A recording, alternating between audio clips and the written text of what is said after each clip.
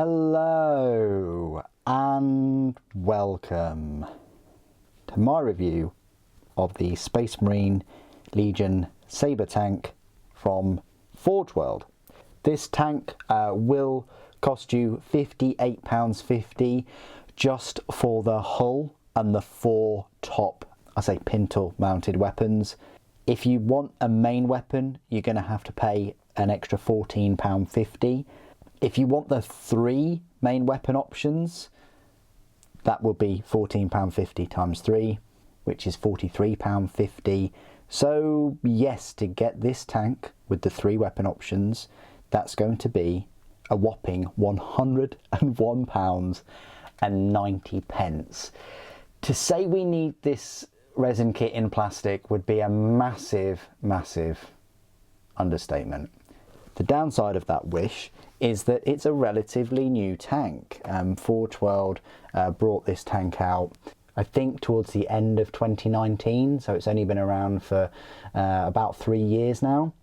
Unlike this tank being a little fast tank, this review is a long time coming. I was meaning to pick this tank up back in the end of 2019, but only managed to pick it up last year in 2022.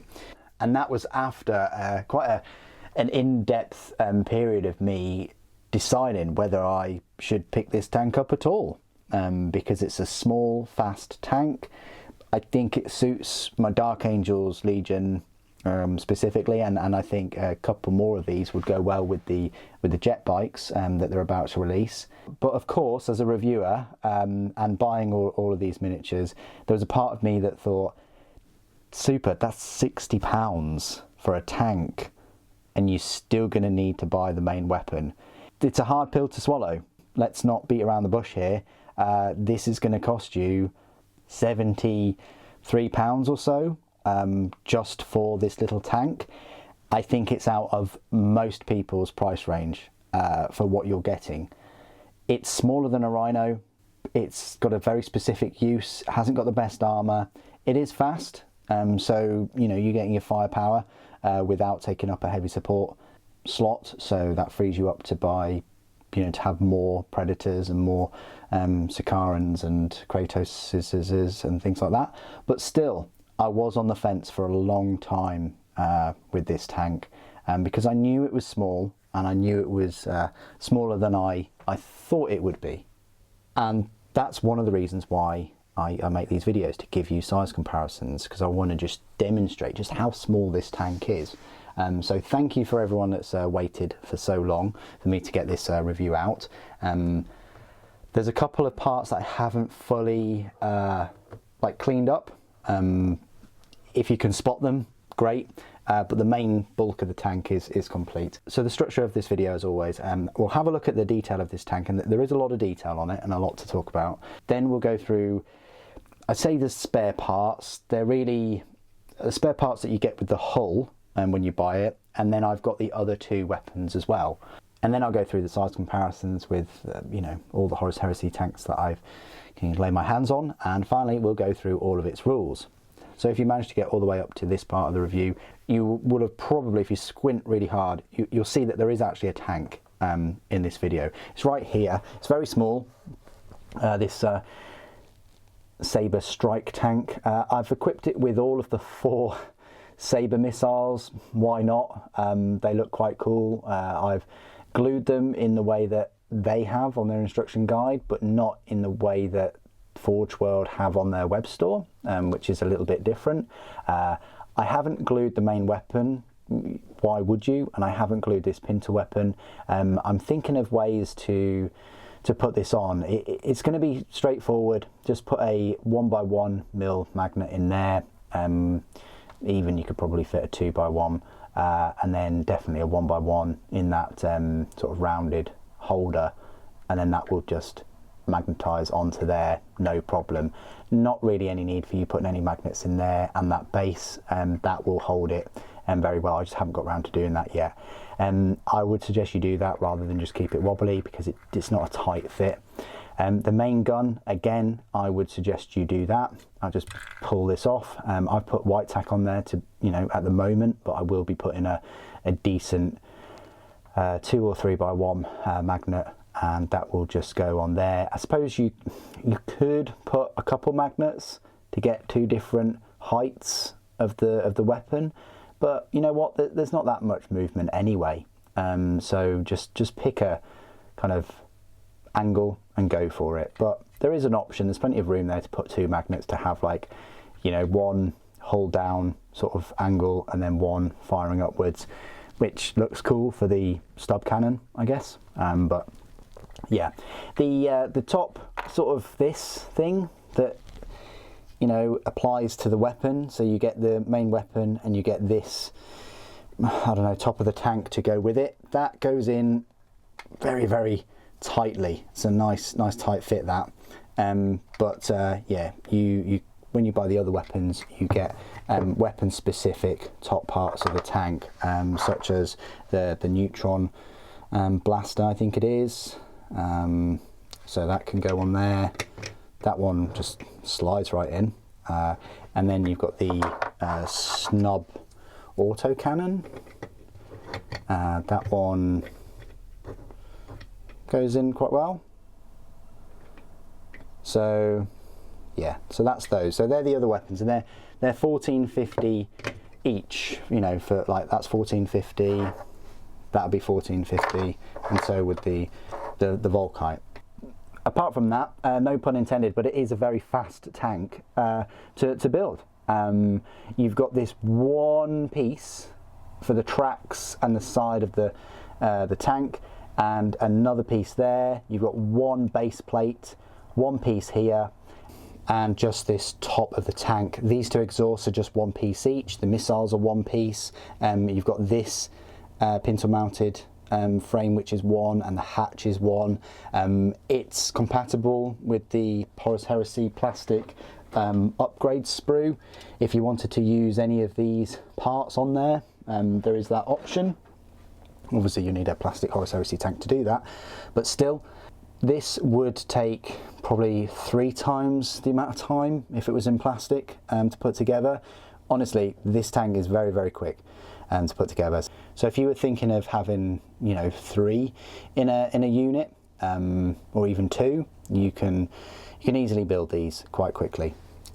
Speaking of the top weapon, so I've just got the Volkite here, and it needs a bit of a cleaning up. You get 3 more top weapons. So you've got the Volkite, you've got a heavy bolter, you've got a heavy flamer, and you've got a multi-melter. I like to, you know, keep it simple and have weapons that will complement the main weapon. So for this one, I've got Volkite. For another one, I'll probably have the multi-melter and the neutron, because they're the same range. I think they're both 24-inch range. And then the auto cannon, I'd probably go for the heavy bolter. But you know, I might pick the heavy flamer. I just can't see many people assaulting this. They're probably going to shoot at it from range and take it out, because it's quite vulnerable. But there is the option there anyway. Of course, when I pick up the other 2 Sabre tanks, I'll magnetize those so I can have, you know, all 3 of them with the 3 different weapons. Or if I decide to pick up another neutron, because that's where I'd go. If I decide to pick up another neutron blaster, which is probably the way I'd run them, I can magnetize them and, you know, have different weapon options. So size comparisons then. Let's just compare it to a Rhino. Here's a Rhino I made earlier, and yes, it is smaller than a Rhino. It's the smallest Space Marine tank they do. The Rhino is bigger.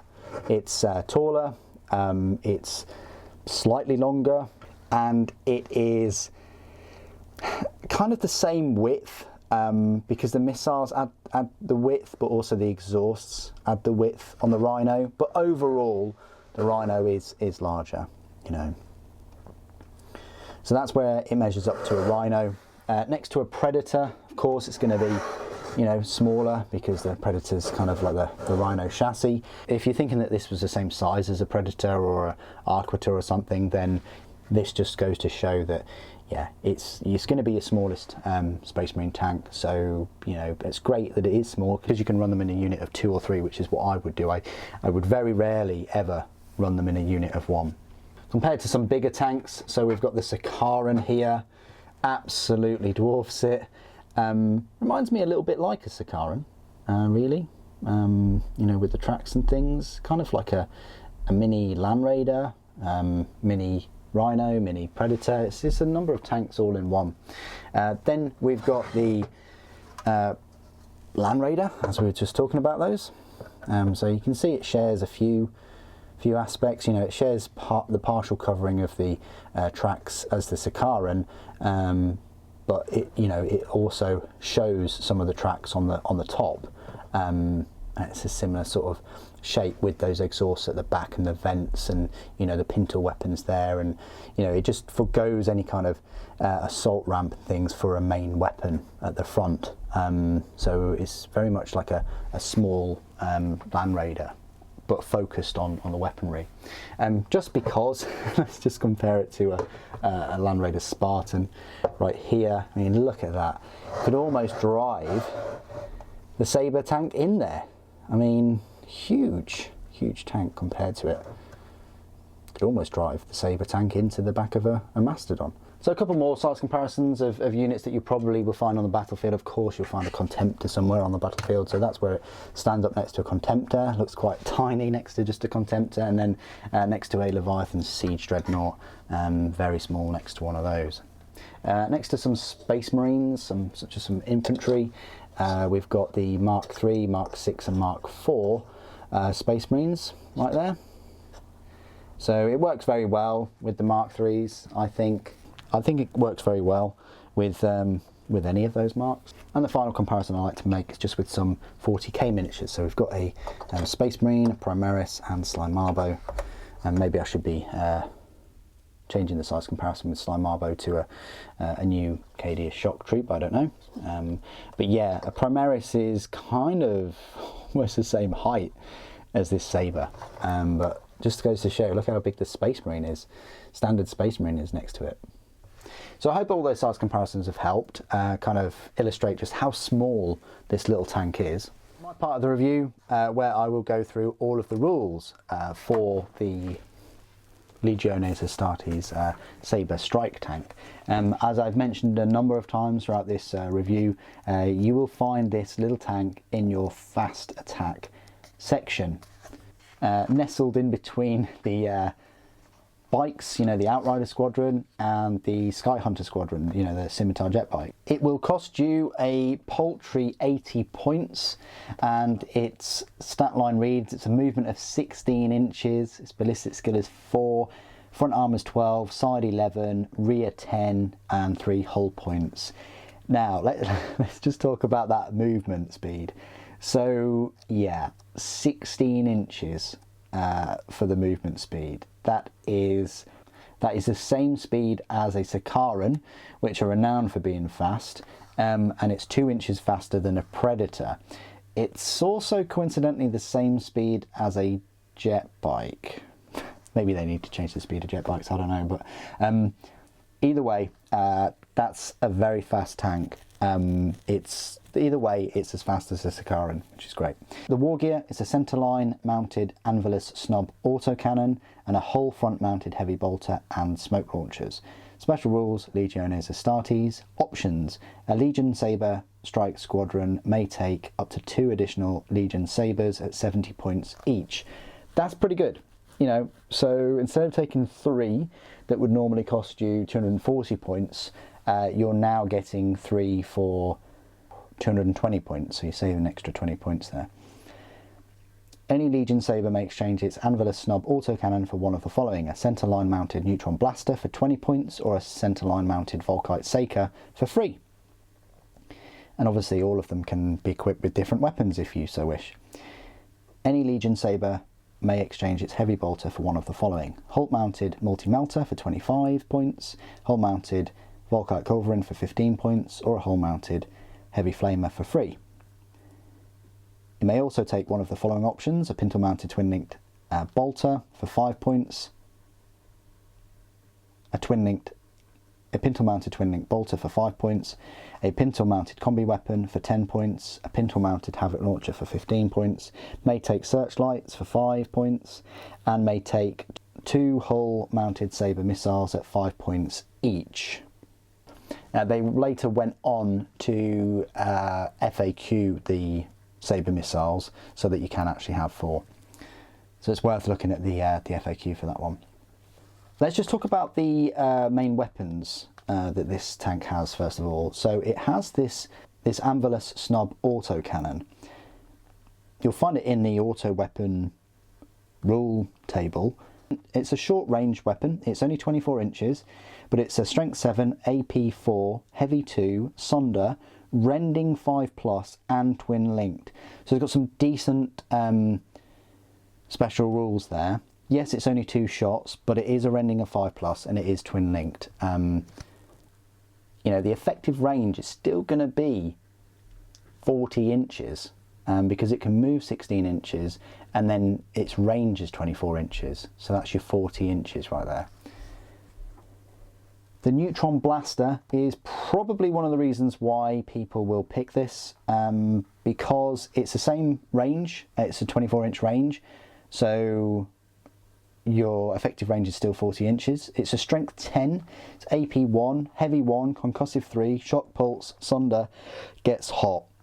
You might just be picking these up for that 24-inch range neutron blaster. You know, have 3 of these, all traveling at 16 inches towards a Spartan or a Land Raider or a Kratos, and they are going to potentially do a lot of damage to one of those. The final weapon is the Volkite Seeker.